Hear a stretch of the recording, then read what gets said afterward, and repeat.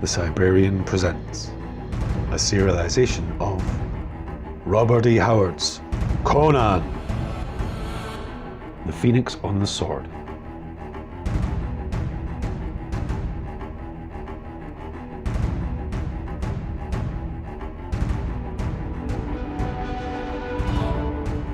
Disclaimer. The following is intended for a mature audience and may contain references to violence, sex, and language that may offend. Chapter 1. Know, O Prince, that between the years when the oceans drank Atlantis and the gleaming cities, and the years of the rise of the sons of Arius, there was an age undreamed of, when shining kingdoms lay spread across the world like blue mantles beneath the stars. Nimedia, Ophir, Brithunia, Hyperborea, Zamora with its dark-haired women and towers of spider-haunted mystery, Zingara with its chivalry, Koth that bordered on the pastoral lands of Shem, Stygia with its shadow-guarded tombs, Hyrcania, whose riders wore steel and silk and gold. But proudest kingdom of the world was Aquilonia, reigning supreme in the dreaming west. Hither came Conan, the Cimmerian, black-haired, sullen-eyed, sword in hand, a thief, a reaver, a slayer, with gigantic melancholies and gigantic mirth, to tread the jeweled thrones of the earth under his sandaled feet.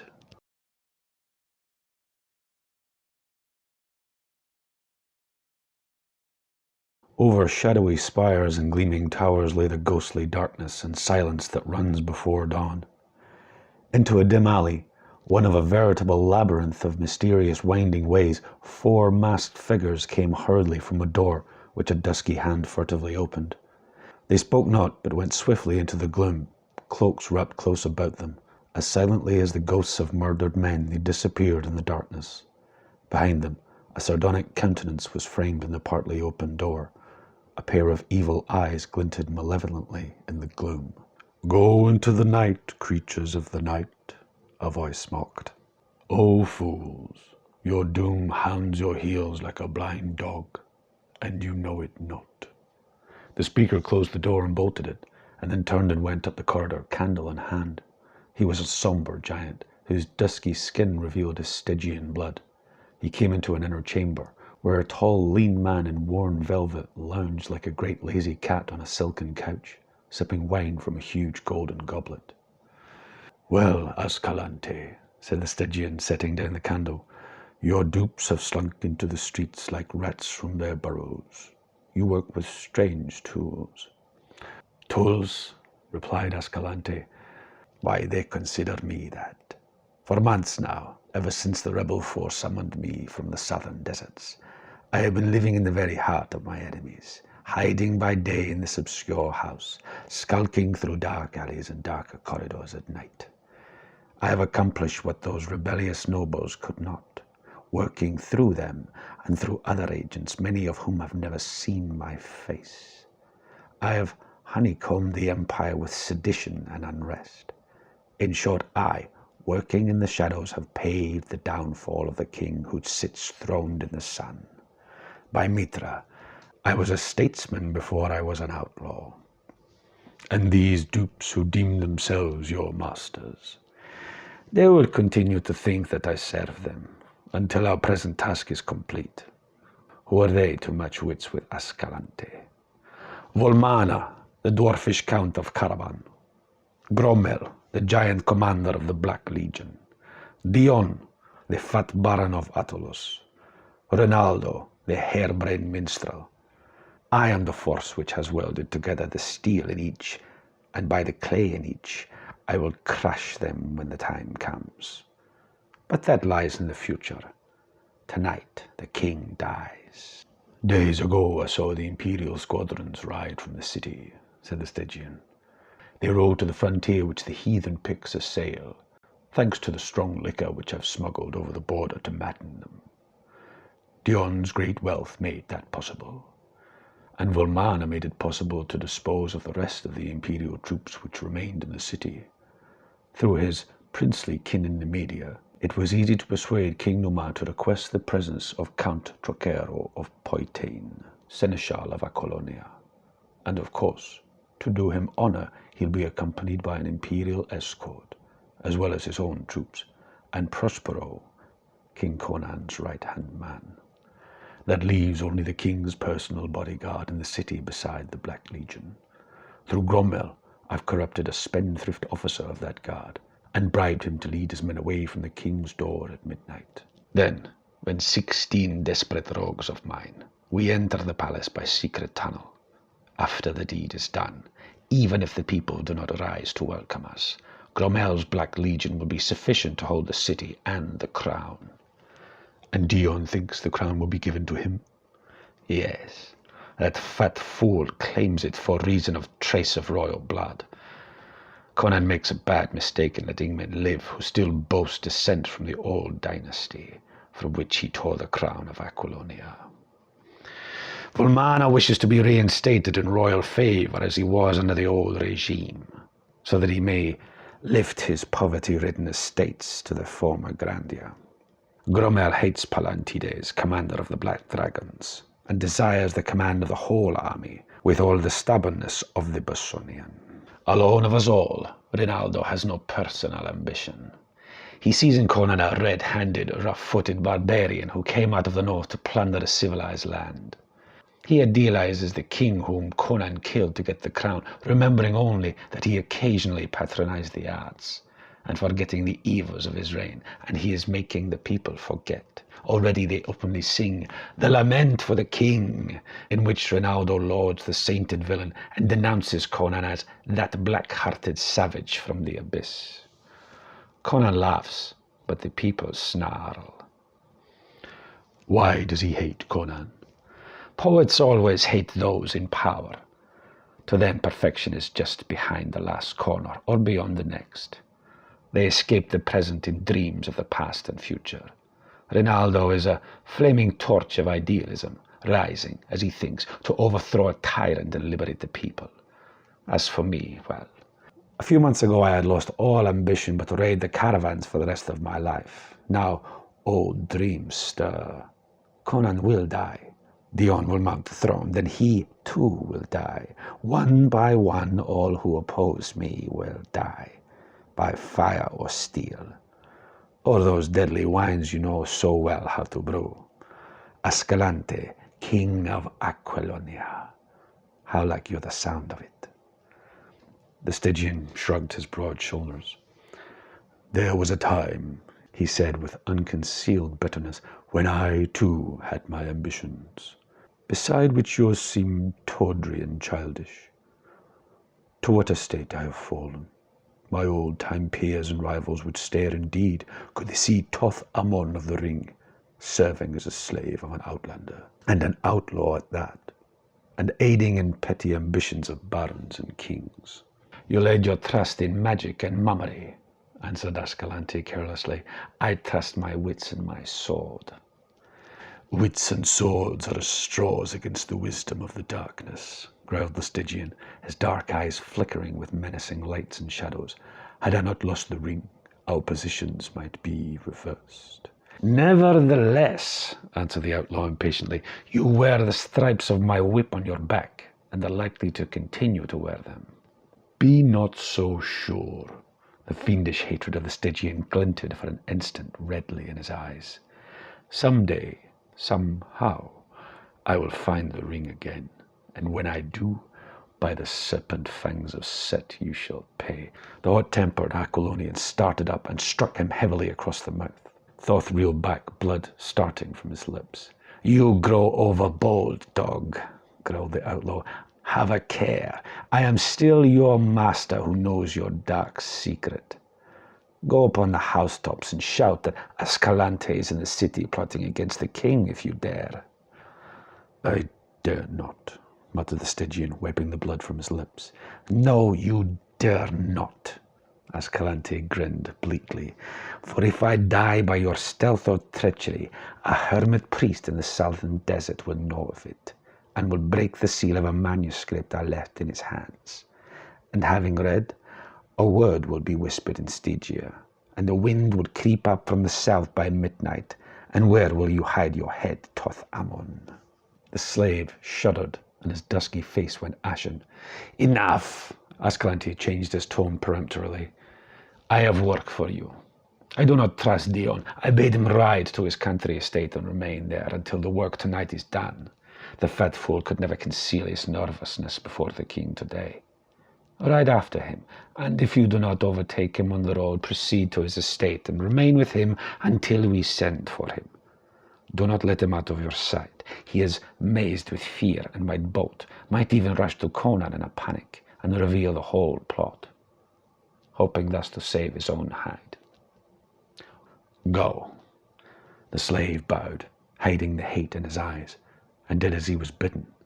Ascalante turned again to his wine. Over the jeweled spires was rising the dawn crimson as blood. Chapter 2. Excerpt from The Road of Kings. "When I was a fighting man, the kettle drums they beat. The people scattered gold dust before my horse's feet. But now I am a great king, the people hound my track, with poison in my wine cup and daggers at my back."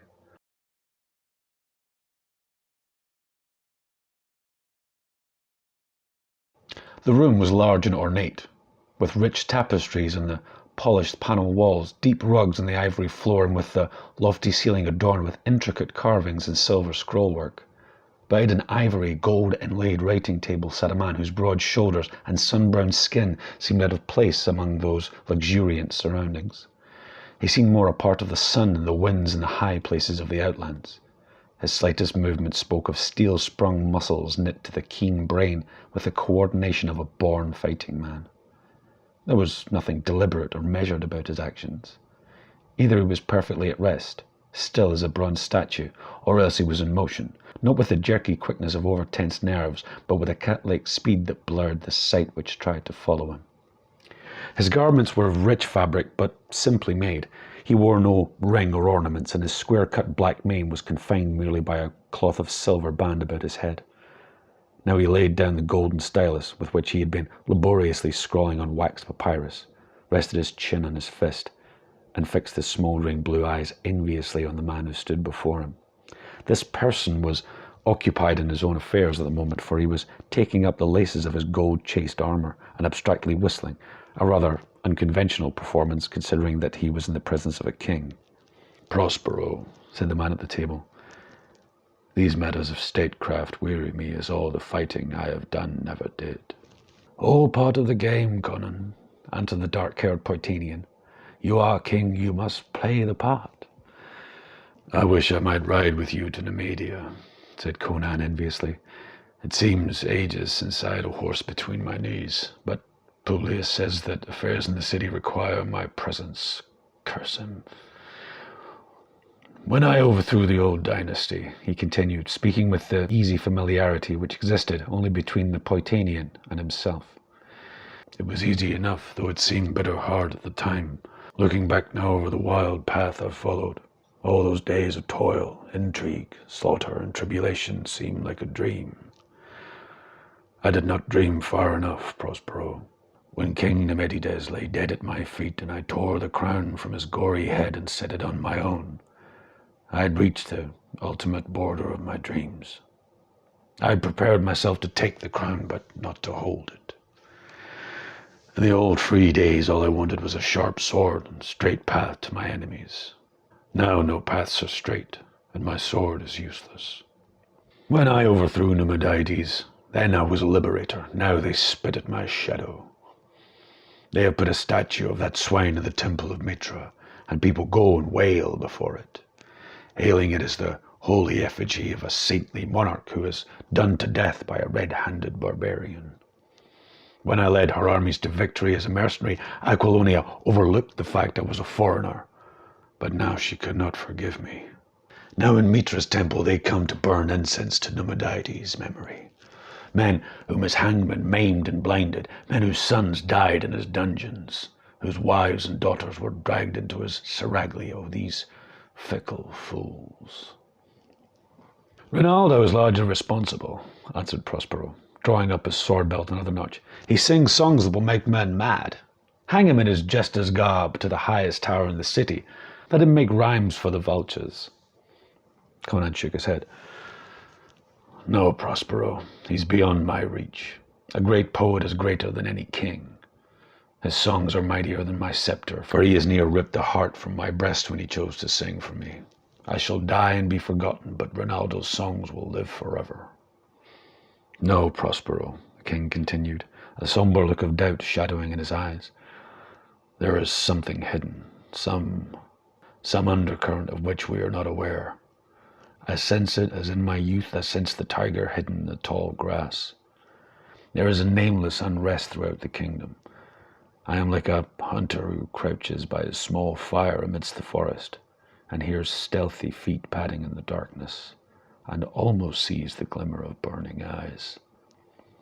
If I could but come to grips with something tangible, that I could cleave with my sword. I tell you, it's not by chance that the Picts have of late so fiercely assailed the frontiers, so that the Bosonians have called for aid to beat them back.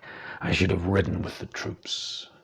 "Publius feared a plot to trap and slay you beyond the frontier," replied Prospero, smoothing his silk surcoat over his shining mail and admiring his tall, lithe figure in a silver mirror. "That's why he urged you to remain in the city. These doubts are born of your barbaric instincts. Let the people snarl. Their mercenaries are ours, and the Black Dragons and every rogue and poitain swears by you. Your only danger is assassination, and that is impossible, with men of the Imperial troops guarding you day and night. What are you working at there?" "A map," Conan answered with pride. "The maps of the court show well the countries to the south, east, and west, but in the north they are vague and faulty. I am adding the northern lands myself. Here's Samaria, where I was born, and Asgard and Vanaheim." Prospero scanned the map. "By Mitra, I'd almost believe those countries to have been fabulous." Conan grinned savagely, involuntarily touching the scars on his dark face. "You had known otherwise, had you spent your youth on the northern frontiers of Samaria.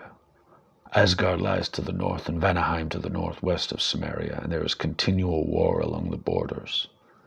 "What manner of men are these northern folk?" asked Prospero. "Tall and fair and blue-eyed.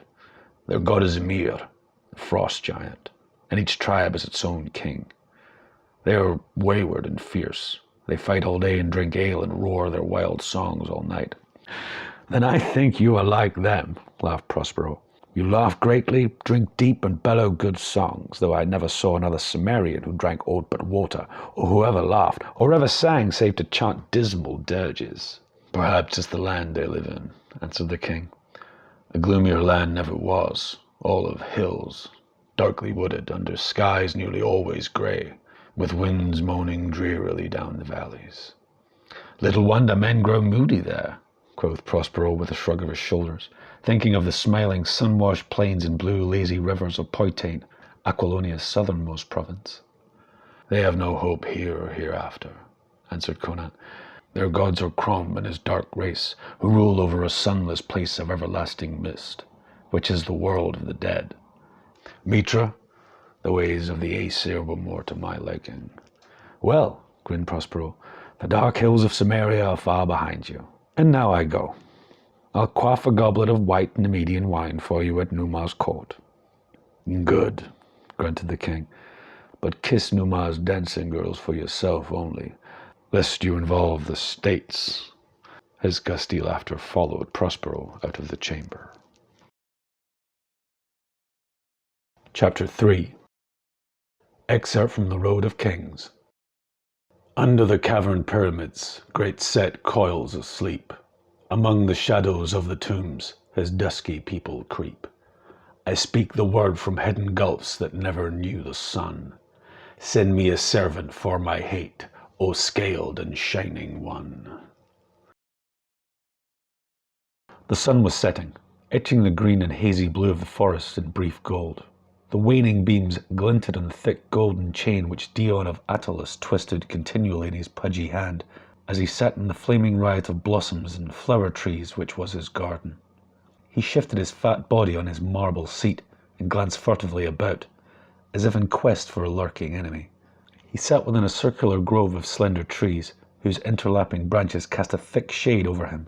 Near at hand a fountain tinkled silverly, and other unseen fountains in various parts of the great garden whispered an everlasting symphony. Dion was alone except for the great dusky figure which lounged on a marble bench close at hand, watching the Baron with deep, sombre eyes. Dion gave little thought to Toth Amon. He vaguely knew that he was a slave in whom Ascalante reposed much trust, but like so many rich men, Dion paid scant heed to men below his own station in life. "You need not be so nervous," said Thoth. "The plot cannot fail." "Ascalante can make mistakes as well as another," snapped Dion, sweating at the mere thought of failure. "Not he," grinned the Stygian savagely. "Else I had not been his slave, but his master." "What talk is this?" peevishly returned Dion, with only half a mind on the conversation. Thoth Amon's eyes narrowed. For all his iron self-control, he was near bursting with long pent-up shame, hate, and rage, ready to take any sort of desperate chance. What he did not reckon on was the fact that Dion saw him, not as a human being with a brain and a wit, but simply a slave, and as such, a creature beneath notice. "Listen to me," said Thoth. "You will be king, but you little know the mind of Ascalante. You cannot trust him. Once Conan is slain, I can help you. If you will protect me when you come to power, I will aid you. Listen, my lord. I was a great sorcerer in the south. Men spoke of Toth Amon as they spoke of Ramon. King Tesphon of Stygia gave me great honor, casting down the magicians from the high places to exalt me above them. They hated me, but they feared me, for I controlled beings from outside which came at my call and did my bidding. By Set, mine enemies knew not the hour when they might awake at midnight to feel the taloned fingers of a nameless horror at his throat. I did dark and terrible magics with the serpent ring of Set, which I found in a nighted tomb a league beneath the earth, forgotten before the first man crawled out of the slimy sea. But a thief stole the ring, and my power was broken. The magicians rose up to slay me, and I fled. Disguised as a camel driver, I was traveling in a caravan in the land of Koth, when Ascalante's reavers fell upon us. All in the caravan were slain except myself. I saved my life by revealing my identity to Ascalante and swearing to serve him. Bitter has been that bondage. To hold me fast, he wrote of me in a manuscript and sealed it and gave it into the hands of a hermit who dwells in the southern borders of Koth. I dare not strike a dagger into him while he sleeps, or betray him to his enemies, for then the hermit would open the manuscript and read. Thus Ascalante instructed him, and he would speak a word in Stygia. Again Thoth shuddered as an ashen hue tinged his dusky skin. Men knew me not in Aquilonia, he said, but should mine enemies in Stygia learn my whereabouts, not the width of half a world between us would suffice to save me from such a doom as would blast the soul of a bronze statue. Only a king with castles and hosts of swordsmen could protect me. So I have told you my secret, and urged that you make a pact with me. I can aid you with my wisdom, and you can protect me, and someday I will find the ring. Ring! Thoth had underestimated the man's utter egoism. Dion had not even been listening to the slave's words, so completely engrossed was he in his own thoughts, but the final words stirred a ripple in his self-centeredness. "Ring," he replied. "That makes me remember. My ring of good fortune. I had it from a Shemitish thief who swore he stole it from a wizard far to the south and that it would bring me luck. I paid him enough, Mitra knows. By the gods, I need all the luck I can have. What with Volmana and Ascalante dragging me into their bloody plots, I'll see to the ring." Thoth sprang up, blood mounting darkly in his face while his eyes flamed with the stunned fury of a man who suddenly realizes the full depths of a fool's swinish stupidity. Dion never heeded him. Lifting a secret lid in the marble seat, he fumbled for a moment amongst a heap of gewgaws of various kinds, barbaric charms, bits of bones, pieces of tawdry jewelry, luck pieces and conjures which a man's superstitious nature prompted him to collect. "Ah, here it is." He triumphantly lifted the ring of curious make. It was of metal like copper, and was made in the form of a scaled serpent coiled in 3 loops with its tail in its mouth. Its eyes were yellow gems which glittered balefully. Thorthamon cried out as if he'd been struck, and Dion wheeled and gaped, his face suddenly bloodless. The slave's eyes were blazing, his mouth wide, his huge dusky hands outstretched like talons. The ring, by Set, the ring, he screeched. My ring stolen from me. Steel glittered in the Stygian's hands, and with a heave of his great dusky shoulders, he drove the dagger into the Baron's fat body. Dion's high, thin squeal broke in a strangled gurgle, and his whole flabby frame collapsed like melted butter. A fool to the end, he died in mad terror, not knowing why. Flinging aside the crumpled corpse, already forgetful of it, Thoth grasped the ring in both hands. His dark eyes blazed with a fearful avidness. My ring, he whispered in terrible exultation. My power. How long he crouched over the baleful thing, motionless as a statue, drinking the evil aura of it into his dark soul, not even the Stygian knew. When he shook himself from his reverie and drew back his mind from the nighted abyss where it had been questing, the moon was rising, casting long shadows across the smooth marble back of the garden seat, at the foot of which sprawled the darker shadow which had been the Lord of Attalus. No more, Ascalante, no more, whispered the Stygian, and his eyes burned red as a vampire's in the gloom. Stooping, he cupped a handful of congealed blood from the sluggish pool in which his victim sprawled, and rubbed it in the copper serpent's eyes until the yellow sparks were covered by a crimson mask. Blind your eyes, mystic serpent, he chanted in a blood-freezing whisper. Blind your eyes to the moonlight and open them on darker gulfs. What do you see, O serpent of Set? Whom do you call from the gulfs of night, whose shadow falls in the waning light? Call him to me, O serpent of Set. Stroking the scales with a peculiar circular motion of his fingers, a motion which always carried the fingers back to their starting place, his voice sank still lower as he whispered dark names and grisly incantations, forgotten the world over save in the grim hinterlands of dark Stygia, where monstrous shapes move in the dusk of the tombs.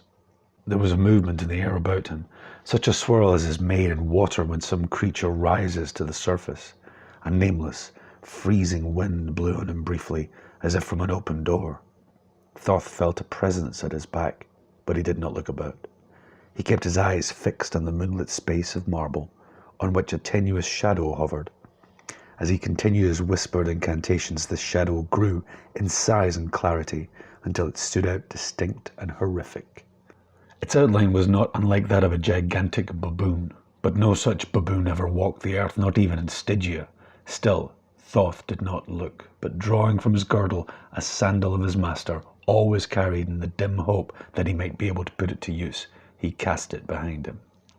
Know it well, slave of the ring, he exclaimed. Find him who wore it and destroy him. Look into his eyes and blast his soul before you tear out his throat. Kill him, aye, in a blind burst of passion, and all with him. Etched on the moonlight wall, Thoth saw the horror lower its misshapen head and take the scent like some hideous hound. Then the grizzled head was thrown back and the thing wheeled and was gone like a wind through the trees. The Stygian flung up his arms in maddened exultation, and his teeth and eyes gleamed in the moonlight. A soldier on guard without the walls yelled in startled horror as a great loping black shadow with flaming eyes cleared the wall and swept by him with a swirling rush of wind. But it was gone so swiftly that the bewildered warrior was left wondering whether it be a dream or a hallucination. Chapter 4. Excerpt from The Road of Kings. When the world was young and men were weak, and the fiends of the night walked free, I strove with Set by fire and steel, and the juice of the upas tree. Now that I sleep in the mount's black heart, and the ages take their toll, forget ye him who fought with the snake to save the human soul.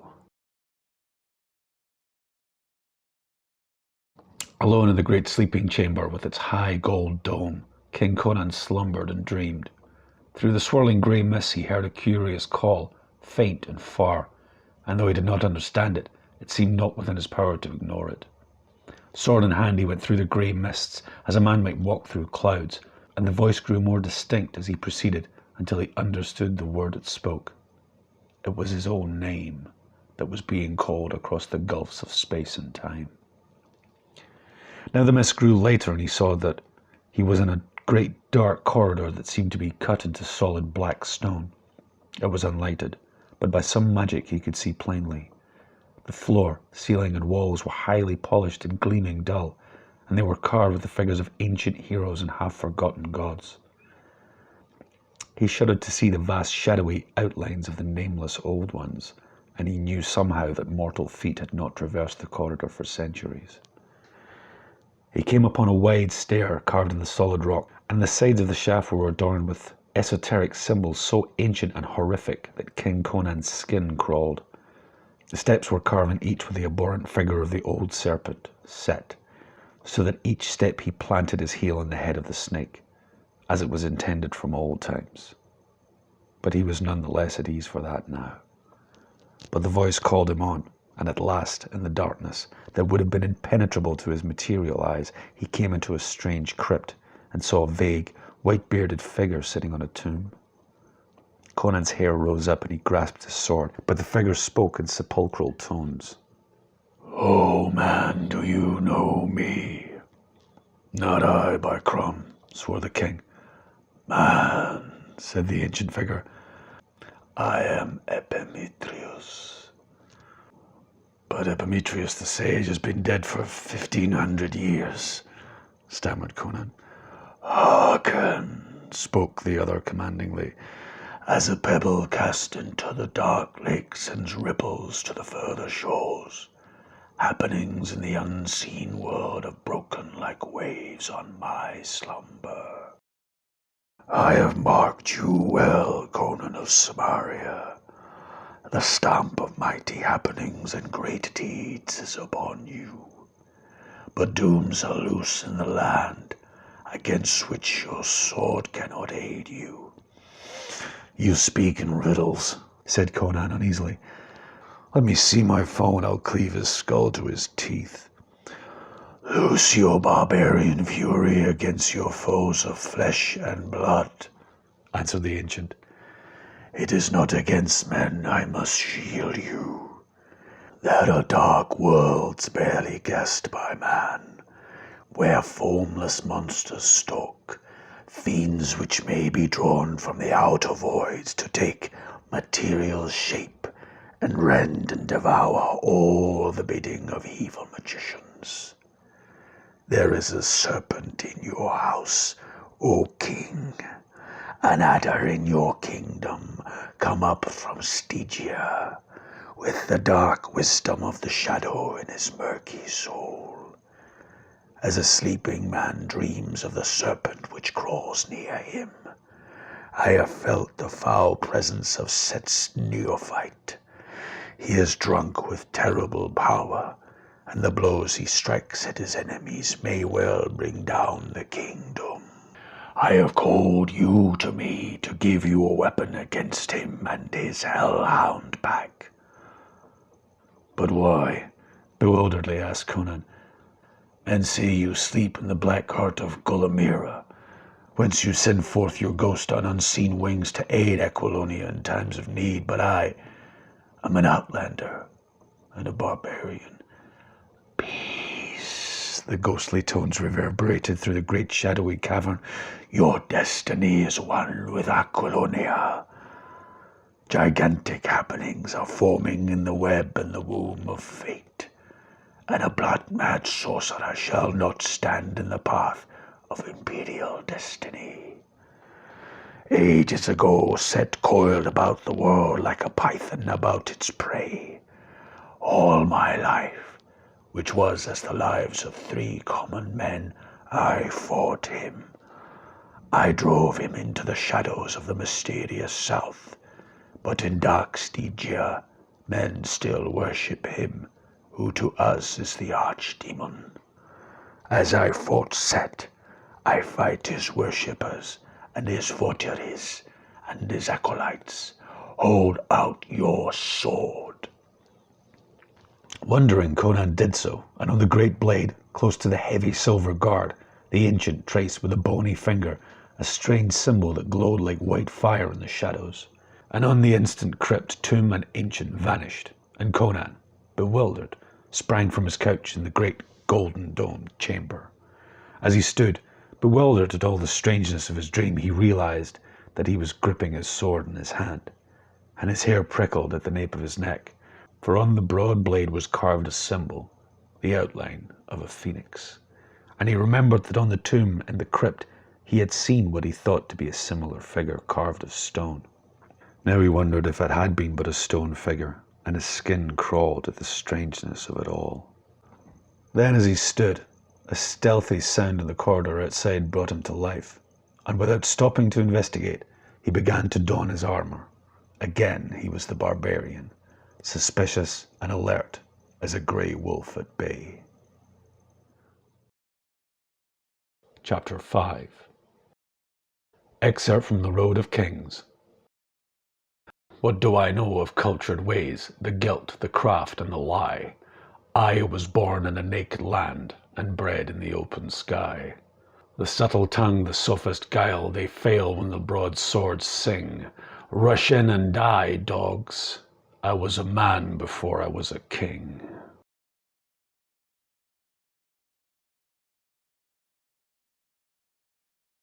Through the silence which shrouded the corridor of the royal palace stole 20 furtive figures. Their stealthy feet, bare or cased in soft leather, made no sound either on thick carpet or bare marble tile. The torches which stood in niches along the halls gleamed red on dagger, sword, and keen-edged axe. "Easy all," hissed Ascalante. "Stop that cursed loud breathing, whoever it is. The officer of the night guard has removed most of the sentries from these halls and made the rest drunk, but we must be careful just the same. Back! Here come the guard." They crowded back behind a cluster of carven pillars, and almost immediately 10 giants in black armor swung by at a measured pace. Their faces showed doubt as they glanced at the officer who was leading them away from their post of duty. This officer was rather pale. As the guard passed the hiding places of the conspirators, he was seen to wipe the sweat from his brow with a shaky hand. He was young, and this betrayal of a king did not come easy to him. He mentally cursed the vainglorious extravagance which had put him in debt to the moneylenders and made him a pawn of scheming politicians. The guardsman clanked by and disappeared up the corridor. "Good," grinned Ascalante. "Conan sleeps unguarded. Haste! If they catch us killing him, we are undone. But few men will espouse the cause of a dead king." "Aye, haste!" cried Rinaldo, his blue eyes matching the gleam of the sword he swung above his head. "My blade is thirsty. I hear the gathering of vultures. On!" They hurried down the corridor with reckless speed and stopped before a gilded door which bore the royal dragon symbol of Aquilonia. "Gromel," snapped Ascalante, "break this door open." The giant drew a deep breath and launched his mighty frame against the panels, which groaned and bent at the impact. Again he crouched and plunged. With a snapping of bolts and a rending crash of wood, the door splintered and burst inwards. "In!" roared Ascalante, on fire with the spirit of the deed. "In!" yelled Rinaldo. "Death to the tyrant!" They stopped short. Conan faced them, not a naked man roused, mazed, and unarmed out of deep sleep to be butchered like a sheep, but a barbarian, wide awake and at bay, partly armoured and with a long sword in his hand. "In, rogues!" yelled the outlaw. "He is 1 to 20 and he has no helmet." True, there had been lack of time to don the heavy plumed casque, or to lace in place the side plates of the cuirass, nor was there now time to snatch the great shield from the wall. Still, Conan was better protected than any of his foes except Volmana and Gromel, who were in full armour. The king glared, puzzled as to their identity. Ascalante he did not know. He could not see through the closed visors of the armoured conspirators, and Rinaldo had pulled his slouched cap down above his eyes. But there was no time for surmise. With a yell that rang to the roof, the killers flooded into the room, Gromel first. He came like a charging bull, head down, sword low for the disemboweling thrust. Conan sprang to meet him, and all his tigerish strength went into the arm that swung the sword. In a whistling arc, the great blade flashed through the air and crashed on the Bosonian's helmet. Blade and casque shivered together and Gromel rolled lifeless on the floor. Conan bounded back, still gripping the broken hilt. "Grumble," he spat, his eyes blazing in amazement, as the shattered helmet disclosed the shattered head, and the rest of the pack were upon him. A dagger point raked along his ribs between his breastplate and his backplate. A sword edge flashed before his eyes. He flung aside the dagger wielder with his left arm and smashed his broken hilt like a cestus into the swordsman's temple. The man's brains spattered in his face. "Watch the door, 5 of you!" screamed Ascalante, dancing about the edge of the singing steel whirlpool, for he feared that Conan might smash through their midst and escape.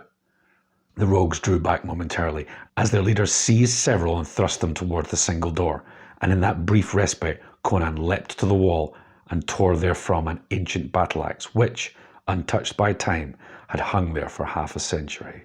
With his back to the wall he faced the closing ring for a flashing instant, then leapt into the thick of them. He was no defensive fighter. Even in the teeth of overwhelming odds he always carried the war to the enemy. Any other man would have already died there, and Conan himself did not hope to survive, but he did ferociously wish to inflict as much damage as he could before he fell.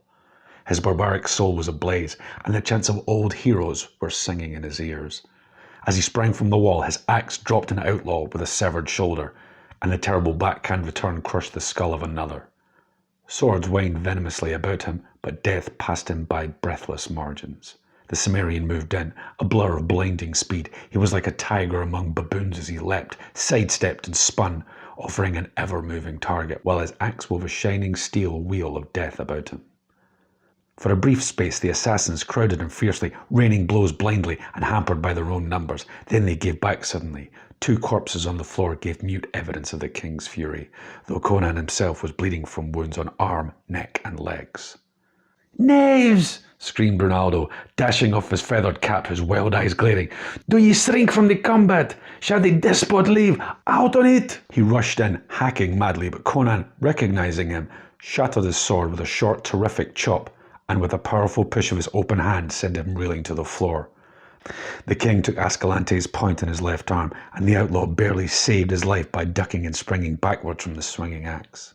Again the wolves swirled in, and Conan's axe sang and crushed. A hairy rascal stopped beneath its stroke and dived at the king's legs, but after wrestling for a brief instant at what seemed a solid iron tower, glanced up in time to see the axe falling, but not in time to avoid it. In the interim, one of his comrades lifted a broadsword with both hands and hewed through the king's left shoulder plate, wounding the shoulder beneath. In an instant, Conan's cuirass was full of blood. Volmana, flinging the attackers right and left in his savage impatience, came ploughing through and hacked murderously at Conan's unprotected head. The king ducked deeply and the sword shaved off a lock of his black hair as it whistled above him. Conan pivoted on his heel and struck in from the side. The axe crunched through steel cuirass, and Volmana crumpled with his whole left side caved in. "Volmana," gasped Conan breathlessly, "I'll know that dwarf in hell."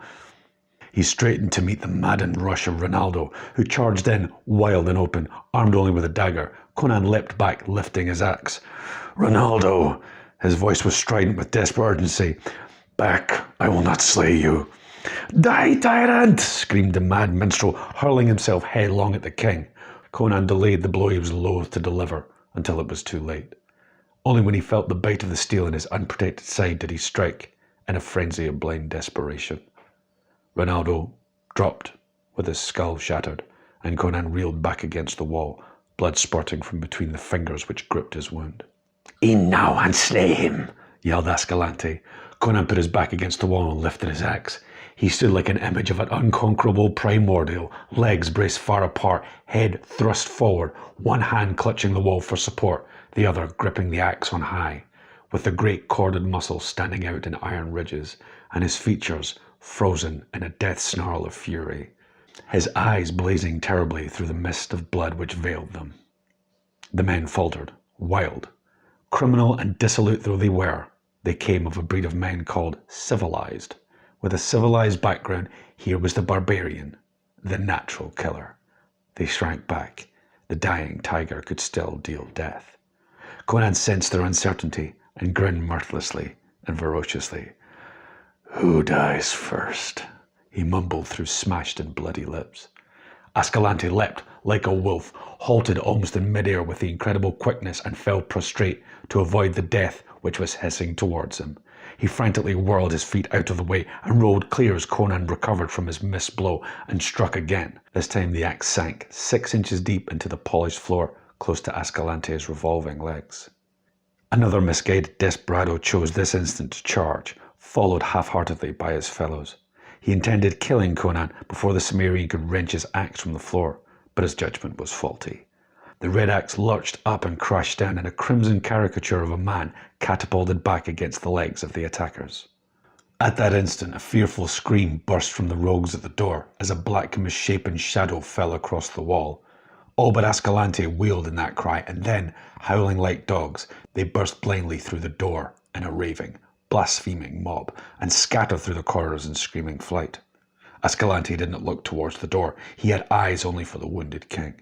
He supposed that the noise of the fray had at least roused the palace, and that the loyal guards were upon him, though even in that moment it seemed strange that his hardened rogues should scream so terribly in their flight. Conan did not look towards the door, because he was watching the outlaw with the burning eyes of a dying wolf. In this extremity, Ascalante's cynical philosophy did not desert him. "All seems to be lost, particularly honor," he murmured. "However, the king is dying on his feet, and..." Whatever other conjugation might have passed through his mind is not to be known, for, leaving the sentence uncompleted, he ran lightly at Conan, just as the Cybrarian was employing his axe arm to wipe the blood from his blinded eyes. But even as he began to charge, there was a strange rushing in the air, and a heavy weight struck terrifically between his shoulders. He was dashed headlong, and great talons sank agonizingly in his flesh. Writhing desperately beneath his attacker, he twisted his head about and stared into the face of nightmare and lunacy. Upon him crouched a great black thing, which he knew was born in no saner human world. Its slavering black fangs were near his throat, and the glare of its yellow eyes shriveled his limbs, as a killing wind shrivels young corn. The hideousness of its face transcended mere bestiality. It might have been the face of an ancient, evil mummy, quickened with demonic life. In those abhorrent features the outlaw's dilated eyes seemed to see, like a shadow in the madness that enveloped him, a faint and terrible resemblance to the slave Toth Amon. Then Ascalante's cynical and all-sufficient philosophy deserted him, and with a ghastly cry he gave up the ghost before those slavering fangs touched him. Conan, shaking the blood drops from his eyes, stared frozen. At first he thought it was a great black hound which stood above Ascalante's distorted body. Then as his sight cleared, he saw it was neither a hound nor a baboon. With a cry that was like an echo of Ascalante's death shriek, he reeled away from the wall and met the leaping horror with a cast of his axe that had behind it all the desperate power of his electrified nerves. The flying weapon glanced singing from the slanting skull it should have crushed, and the king was hurled halfway across the chamber by the impact of the giant's body. The slavering jaws closed on the arm Conan flung up to guard his throat, but the monster made no effort to secure a death grip. Over his mangled arm, it glared fiendishly into the king's eyes, in which there began to be mirrored a likeness of the horror which stared from the dead eyes of Ascalante.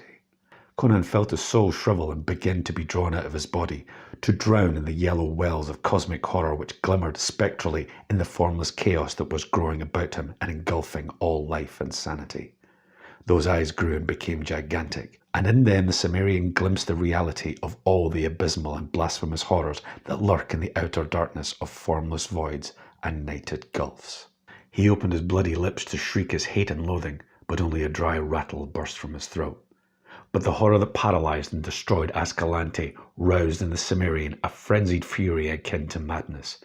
With a volcanic wrench of his whole body, he plunged backwards, heedless of the agony of his torn arm, dragging the monster bodily with him, and his outflung hand struck something his dazed, fighting brain recognized as the hilt of his broken sword. Instinctively he gripped it, and struck with all the power of nerve and thew as a man stabs with a dagger. The broken blade sank deep, and Conan's arm was released, as the abhorrent mouth gaped as in agony. The king was hurled violently aside, and lifting himself on one hand he saw, as one mazed, the terrible convulsions of the monster, from which thick blood was gushing through the great wound his broken blade had torn. As he watched, its struggles ceased, and it lay, jerking spasmodically, staring upward with its grisly, dead eyes. Conan blinked, and shook the blood from his own eyes. It seemed to him that the thing was melting and disintegrating into a slimy, unstable mass. Then a medley of voices reached his ears, and the room was thronged with finely roused people of the court, knights, peers, ladies, men-at-arms, councillors, all babbling and shouting and getting in one another's way. The black dragons were on hand, wild with rage, swearing and ruffling, with their hands on their hilts and foreign oaths in their teeth. Of the young officer of the door guard nothing was seen, nor was he found then or later, though earnestly sought after. "The guard is here, you old fool," cavalierly snapped Pallantides, commander of the Black Dragons, forgetting Publius's rank in the stress of the moment. "Best stop your caterwauling and aid us to bind the king's wounds. He's like to bleed to death." Yes, yes, cried Publius, who was a man of plans rather than action. "We must bind his wounds. Send for every leech of the court. Oh, my lord, what a black shame on the city. Are you entirely slain?" "Wine," gasped the king from his couch where they had laid him. They put a goblet to his bloody lips, and he drank like a man half dead of thirst. "Good," he grunted, falling back. "Slaying is cursed dry work." They had staunched the flow of blood, and the innate vitality of the barbarian was asserting itself. "See first to the dagger wound in my side," he bade the court physicians. "Ronaldo wrote me a deathly song there, and keen was the stylus." "We should have hanged him long ago," gibbered Publius. "No good can come of poets. Who is this?" He nervously touched Ascalante's body with his sandaled toe. "By Mitra," ejaculated the commander, "it is Ascalante, once Count of Thun. What devil's work brought him up from his desert haunts?" "But why does he stare so?" whispered Publius, drawing away, his own eyes wide, and a peculiar prickling among the short hairs at the back of his fat neck. The others fell silent as they gazed at the dead outlaw. "Had you seen what he and I saw," growled the king, sitting up despite the protests of the leeches, "you had not wondered. Blast your own gaze by looking at it." He stopped short, his mouth gaping, his finger pointing fruitlessly where the monster had died. Only a bare floor met his eyes. "Crom," he swore. "The thing's melted back into the foulness which bore it." "The king is delirious," whispered a noble. Conan heard and swore with barbaric oaths. "By Morrigan, Maca, and Nemi," he concluded wrathfully, "I am sane. It was like a cross between a Stygian mummy and a baboon. It came through the door, and Escalante's rogues fled before it. It slew Escalante, who was about to run me through. Then it came upon me, and I slew it, how I know not, for my axe glanced from it as from a rack. But I think that the sage Epimetheus had a hand in it." "Hark, now he names Epimetheus, dead for 1,500 years, they whispered to each other. "By Ymir," thundered the king, "this night I talked with Epimetheus.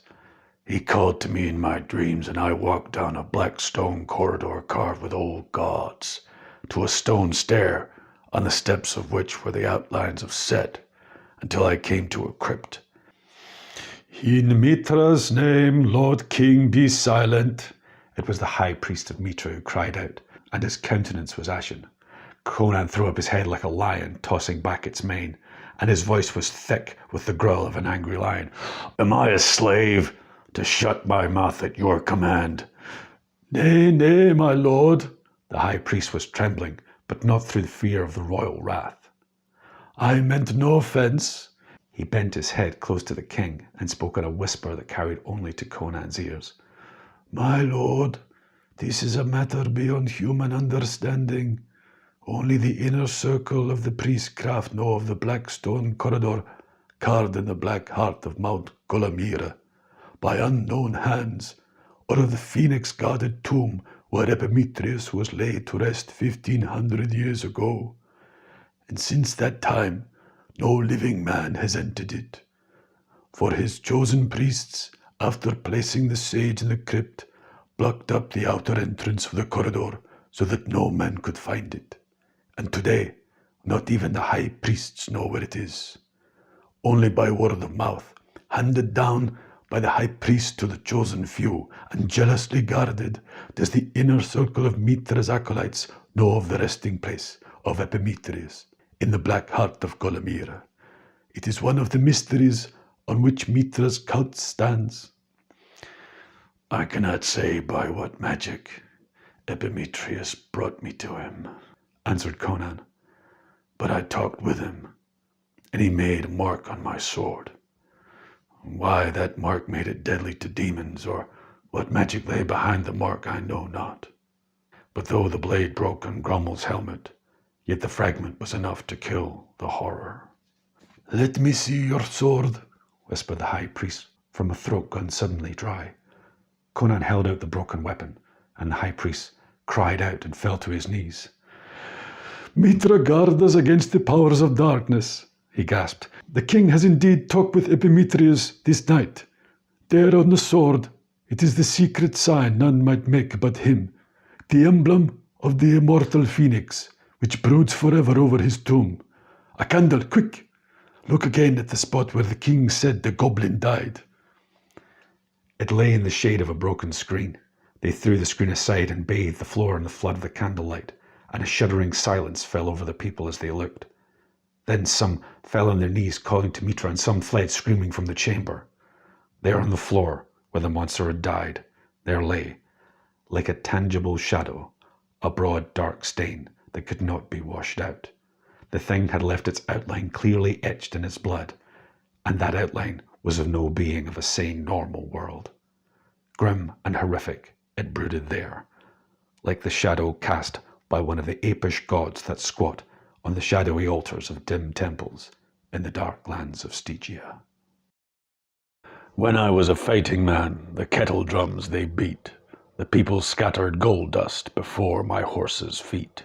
But now I am a great king, the people hound my track, with poison in my wine cup and daggers at my back. Under the cavern pyramids, great Set coils asleep. Among the shadows of the tombs, his dusky people creep. I speak the word from hidden gulfs that never knew the sun. Send me a servant for my hate, O scaled and shining one.